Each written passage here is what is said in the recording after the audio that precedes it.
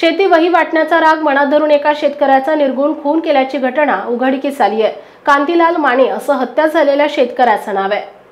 ही घटना शुक्रवारी माढा तालुक्यातील बुद्रुकवाडी येथे घडली। याबाबत मैताची पत्नी अनुराधा माने यांनी दिलेल्या फिर्यादीवरून भिवा बुद्रुक याच्यावर खुनाचा गुन्हा दाखल करण्यात आलाय। माढा पोलिसात प्राप्त झालेल्या फिर्यादीनुसार फिर्यादीचे पती कांतीलाल माने गावातील संदीप पाटील यांची शेती करत होते। याचाच राग मनात धरून आरोपीने शुक्रवारी रोजी 6:30 वाजण्याच्या दरम्यान फिर्यादीचे पती कांतीलाल हे शेतातील विहिरीवर मोटर चालू करण्यासाठी गेले असता गळ्यावर, डोक्यात, कपाळावर कोयत्याने काठीनं मारहाण करून जीवे मारले। या घटनेनंतर आरोपीच्या तपासासाठी श्वान पथक घटनास्थळी आणून आरोपीचा शोध घेण्याचा प्रयत्न केला। उपविभागीय पोलीस अधिकारी जालिंदर नालकुल आणि सहाय्यक पोलीस निरीक्षक नेताजी बनगर यांनी घटनास्थळी भेट दिली। पीडित कुटुंबियांकडून आरोपीच्या अटकेच्या मागणीसाठी माढा पोलीस स्टेशन समोर 3 तासाहून अधिक वेळा ठिय्या आंदोलन करण्यात आले।